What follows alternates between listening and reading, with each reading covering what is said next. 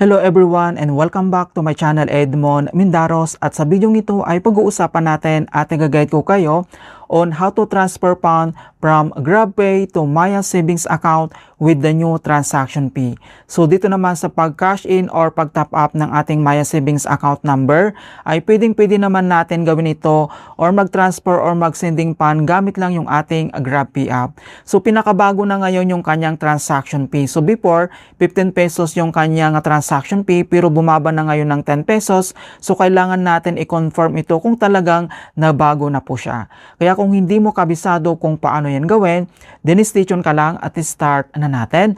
So ang next step ay kailangan mo lang mag-login or i-open mo lang dito ang iyong GrabPay app and then i-click mo lang. At dito lang sa ating GrabPay profile homepage, dito lang sa top right corner, makikita mo dito yung ating GrabPay profile icon and then i-click mo lang. And then next step, so dito na tayo sa ating profile and kailangan mo lang i-select dito yung ating GrabPay wallet and then i-click mo lang. And then another step, dito na tayo sa GrabPay wallet. So makikita mo naman dito yung ating available balance and then kailangan mo lang i-select dito yung transfer.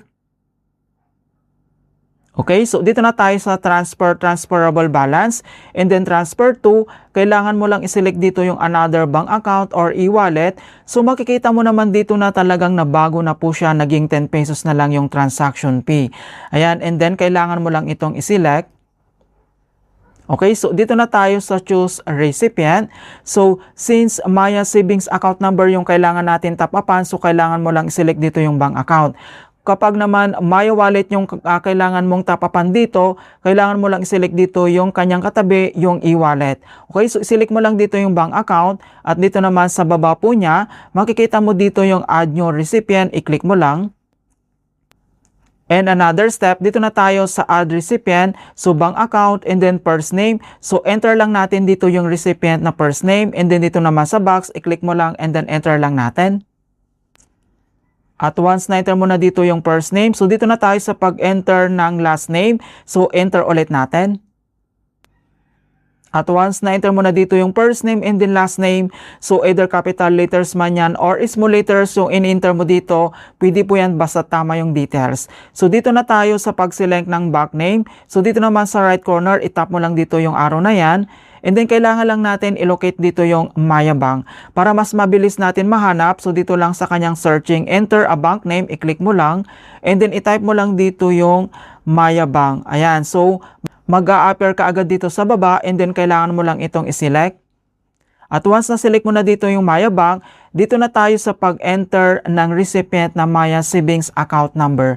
So dito ay remind ko lang, kailangan natin mag-enter dito na 16 digit. So since si Maya Savings Account number ay 12 digit lang yung makikita doon, so kailangan mo lang mag-add dito ng 4 na 0 and then followed by yung 12 digit na savings account number para 16 digit lahat. So kapag in-enter mo dito yung 12 digits lang, so hindi po ito mag-proceed. So makikita mo dito magre-read po siya.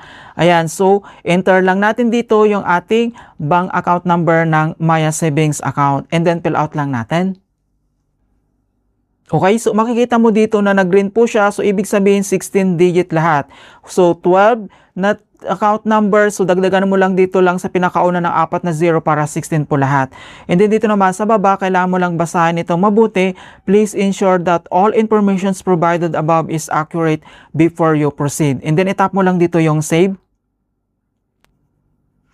And then next step, dito na tayo sa pag-enter ng amount. So makikita mo naman dito yung Maya Bank details. And then dito naman sa gitna, and then enter mo lang dito kung magkano yung amount na ita-transfer mo. Once na-enter mo na yan, and then itap mo lang dito yung next. Ayan, so dito na tayo sa next step na review and confirm, transfer to Maya Bank and then transfer amount. And then makikita mo naman dito na nabago na yung kanyang transaction, pinaging 10 pesos na lang. So dapat may extra balance ka dito sa GrabPay wallet mo dahil separate po yung transaction fee. Kapag okay na, and then itap mo lang dito yung transfer. And kailangan lang tayo mag-biometric authentications or enter mo lang dito yung GrabPay PIN mo para ma-authorize natin yung transaction. So gagamitin natin dito yung biometric. Ayan, so makikita mo na dito na transfer and progress, sending this amount. So will notify when your transfer has been successfully processed. So kailangan lang natin hintayin dito na makomplete yung kanyang transferring mga kaibigan. And then kapag okay na, and then itap mo lang dito yung done. Ayan, so makikita mo naman dito na sa ating wallet transactions na on processing na po yung ating transferring dito. So kailangan lang natin itong hintayin. And then para ma-double check natin, so kailangan lang tayo mag-login sa ating Maya app and then kailangan lang tayo mag-back. So dito lang sa ating Maya app and then login tayo. At once nakapag-login ka na dito sa ating Maya app, so dito naman sa ating Maya profile homepage, so kailangan mo lang i-select dito yung My Savings katabi lang ng wallet, itap mo lang yan. And makikita mo naman dito na successfully na na-receive na natin galing lang sa ating GrabPay app. Okay, so dito mo makikita yung transaction mga details mga kaibigan or itap mo lang dito sa top right corner yung kanyang bell notifications. So dito naman para makita mo yung Maya account number mo, so same lang dito sa savings, itap mo lang dito yung My Savings. Ayan, so dito naman sa My Savings, makikita mo kaagad dito yung 12 digit ng ating Maya account number. Ito po siya. So pwede mo na itong gamitin kapag gusto mong direct na mag-transfer dito to My Savings. Ayan, so i-copy mo lang dito and pwede mo namang gamitin yan. Alright, so gano'n lang po kasimple kung paano tayo mag-top up dito lang sa ating Maya account number gamit lang ng ating GrabPay app. In hope na nakapagbigay ako ng konting kalaman at guide tungkol sa GrabPay app tutorials. Thank you guys and see you in my next tutorials.